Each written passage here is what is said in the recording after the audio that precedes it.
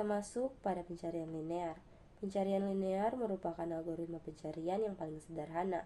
Dalam algoritma ini, setiap elemen dalam daftar atau larik diperiksa secara berurutan satu persatu hingga elemen yang dicari ditemukan atau seluruh elemen dalam daftar telah diperiksa. Bagaimana cara kerjanya? Dimulai dari elemen pertama.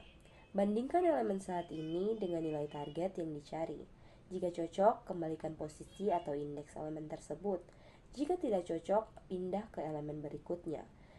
Ulangi langkah 2-4 kali sampai elemen ditemukan atau semua elemen sudah diperiksa. Jika seluruh daftar selesai diperiksa dan elemen target tidak ditemukan, algoritma mengembalikan nilai yang menunjukkan kegagalan, misalnya -1 atau 0. Contohnya, suatu array berukuran 7 dengan elemen 13, 9, 21, 15, 39, 19, dan 27 yang dimulai dengan 0 dan diakhiri dengan 6. Elemen pencariannya yaitu 39 yang akan digambarkan seperti ini. Langkah pertama, elemen pencarian 39 dibandingkan dengan elemen pertama suatu array yaitu 13. Kecocokan tidak ditemukan. Sekarang beralih ke elemen berikutnya dan mencoba menerapkan perbandingan. Langkah kedua, sekarang elemen pencarian 39 dibandingkan dengan elemen kedua array yaitu 9. Karena keduanya tidak cocok, lanjutkan pencarian. Langkah ketiga, sekarang elemen pencarian 39 dibandingkan dengan elemen ketiga yaitu 21. Sekali lagi, kedua elemen tidak cocok, pindah ke elemen berikutnya. Langkah keempat, selanjutnya elemen pencarian 39 dibandingkan dengan elemen keempat yaitu 15. Karena keduanya tidak cocok, beralih ke elemen berikutnya. Langkah kelima, berikutnya elemen pencarian 39 dibandingkan dengan elemen kelima yaitu 39. Kecocokan sempurna ditemukan. Berhenti membandingkan elemen lebih lanjut dan menghentikan algoritma pencarian linear dan menampilkan elemen yang ditemukan di lokasi keempat. Kompleksitas pencarian linear atau yang biasa disebut sebagai linear search. Jadi simpelnya, linear search ini cara paling dasar buat nyari data dalam suatu kumpulan data. Dan carinya tuh gampang, komputer bakal ngecek elemen satu persatu dari depan sampai ketemu yang dicari. Atau berhenti kalau sudah sampai akhir dan ternyata datanya tidak ada. Misalnya nih, kita punya data 83519, terus kita mau cari angka 5. Nah, komputer bakal mulai dari angka 8 yang ternyata bukan data yang dicari, terus lanjut lagi ke angka selanjutnya itu 3 dan ternyata masih bukan, terus ke 5. Nah, di sini ketemunya di posisi yang ketiga. Kalau ngomong soal kelebihan dan kekurangan, kelebihannya jelas ini algoritma paling sederhana dan bisa dipakai walau datanya belum diurutkan. Tapi kekurangannya, dia tidak efisien buat data yang banyak banget karena proses pencariannya bisa makan waktu yang lama. Nah, kalau untuk ini, linear search punya 3 kemungkinan kasus. Yang pertama base case, yaitu elemen langsung ketemu di posisi pertama, kompleksitasnya O1. Yang kedua ada worst case, yaitu elemen ketemu di posisi akhir atau tidak ada dalam daftar, dengan kompleksitasnya ON. Dan yang terakhir, average case, di mana rata-rata posisi ketemu di tengah-tengah. Di sini kompleksitasnya ON/2 atau disederhanakan jadi ON. Kemudian selanjutnya di sini kita akan membahas tentang kompleksitas waktu atau time complexity-nya yang nunjukin bagaimana lama waktu eksekusi algoritmanya. Berubah tergantung ukuran input atau N. Untuk baris yang pertama O1 itu waktu konstan atau constant time. Artinya waktu eksekusi tetap sama berapapun ukuran datanya. Misalnya kita punya 10 data atau 1000 data, maka waktu yang dibutuhkan tetap konstan karena cuma satu operasi. Contohnya kayak mengakses elemen array berdasarkan indeks kayak array 5.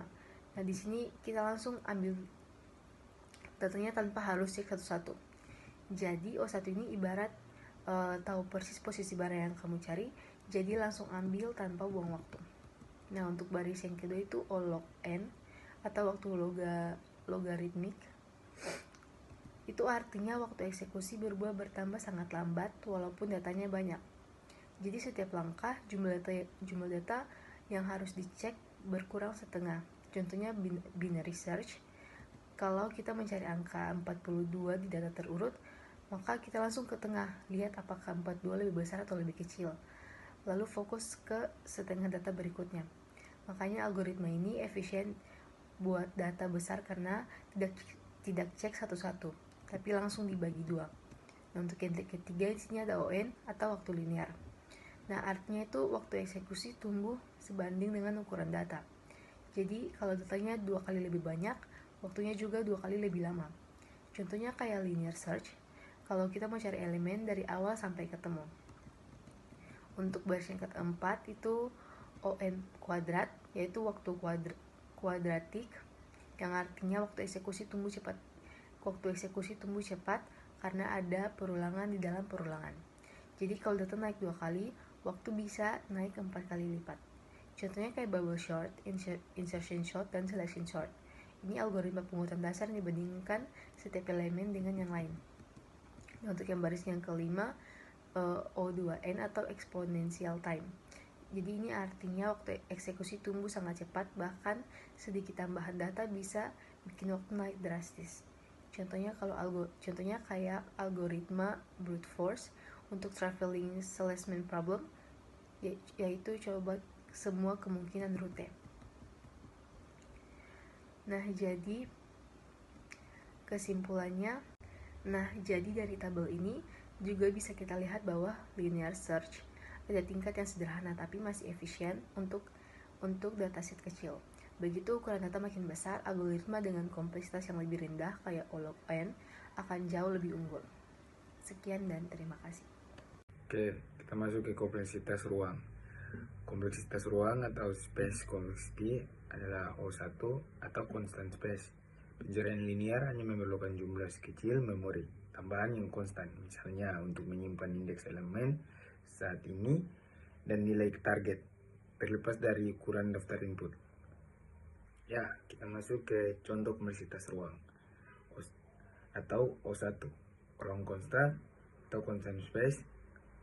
Algoritma ini memerlukan jumlah memori tambahan yang tetap atau konstan.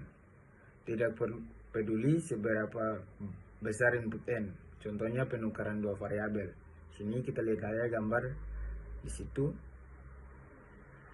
Untuk menjalankan fungsi di atas, kita hanya memerlukan ruang memori untuk 3 variabel, A, B, dan temp. Jumlah memori ini tidak akan berubah walaupun nilai A dan B sangat besar. Karena jumlah memori tambahan selalu sama, kompleksitas ruang adalah O1. Kita masuk ke contoh yang kedua, yaitu ON, ruang linear atau linear space. Algoritma ini memerlukan memori tambahan yang sebanding secara linear dengan ukuran input n. Contohnya membuat salinan larik atau array copy. Jika original array memiliki n elemen, fungsinya harus mengalokasikan memori untuk n elemen di new array. Jika ukuran input n berlipat ganda, memori yang dibutuhkan juga akan berlipat ganda. Kompleksitas ruangnya adalah ON. Contoh yang ketiga, ON, kuadrat, ruang kuadratik atau quadratic space. Algoritma ini memerlukan memori tambahan yang tumbuh secara kuadratik terhadap ukuran input n. Contohnya membuat matriks 2 dimensi. Input adalah n, misalnya dimensi matriks. Matriks yang dihasilkan memiliki nx elemen. Jika n sama dengan 10, matriks memiliki 100 elemen. Jika n sama dengan 100, matriks memiliki 10.000 elemen. Memori yang dibutuhkan tumbuh sebagai n kuadrat. Kompleksitas ruangnya adalah ON kuadrat.